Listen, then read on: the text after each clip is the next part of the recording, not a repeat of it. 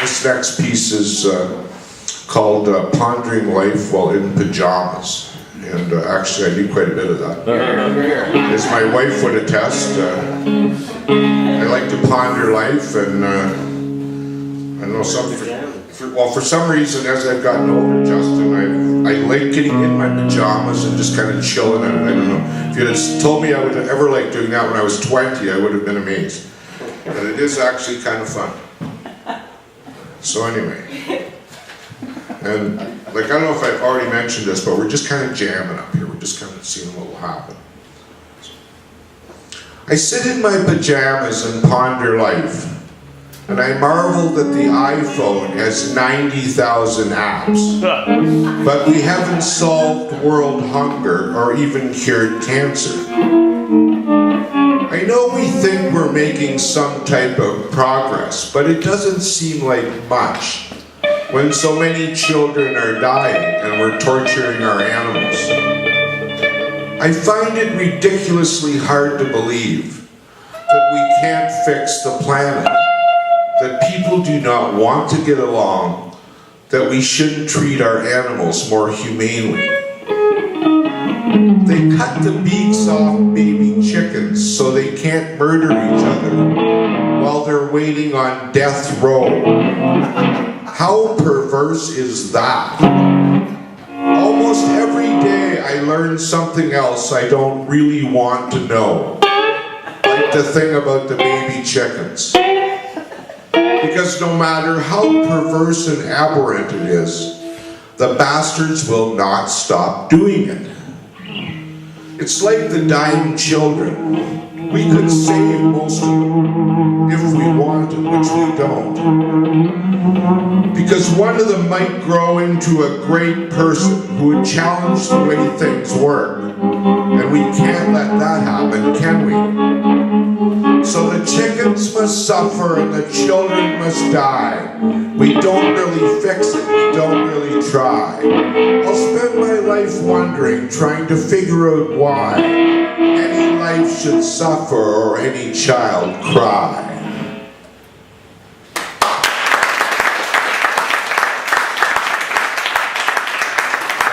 Thank you. Now, this next one doesn't actually have a title. I haven't put a title to it.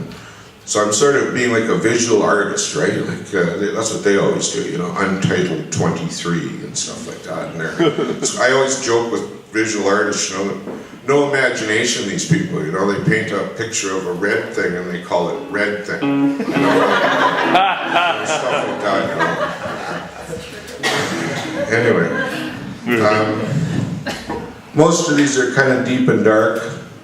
I sort of apologize for that, but no, actually, down in Chatham, Kent, where I live, if you can believe this, I'm the good news guy on the radio every week. Go figure, right? Anyway, let's just give me a minute. Let me make sure I got this ready. Okay.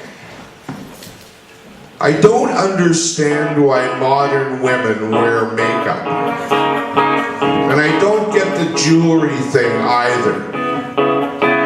I don't understand why any modern woman would want to sexualize herself, unless it is to celebrate the sheer beauty of the human form. Back in the mythical 60s, that decade of peace, harmony, and violence, the hippie chicks cast off the trappings of sexuality. They burned their bras and braided the hair in their underarms and said, "Take me as I am and not who you would like me to be." But today the modern woman craves adornment as once did the Egyptian slave girl. She washes herself in scented bath oils. She wears a push-up bra and edible panties.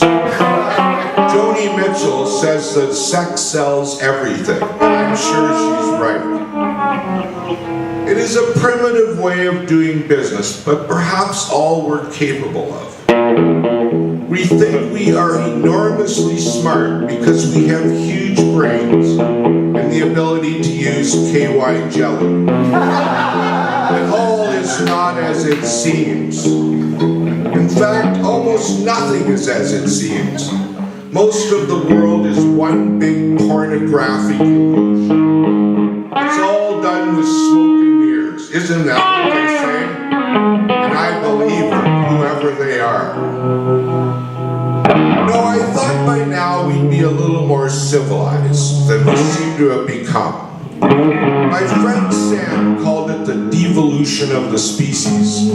I prefer the age of great superficiality and meaningless fluff. But what do I know? I don't know nothing about nothing, that's what I think. Because if I knew anything at all, it would be that there's a way to make this work. That everything could be okay, and we could live happily ever after. That's what used to happen in Disney movies. But now they're full of sex too. And that's a strange reality going forward. And the fact we are where we are makes me wonder if there's any hope at all. Or if I'm just wasting my time.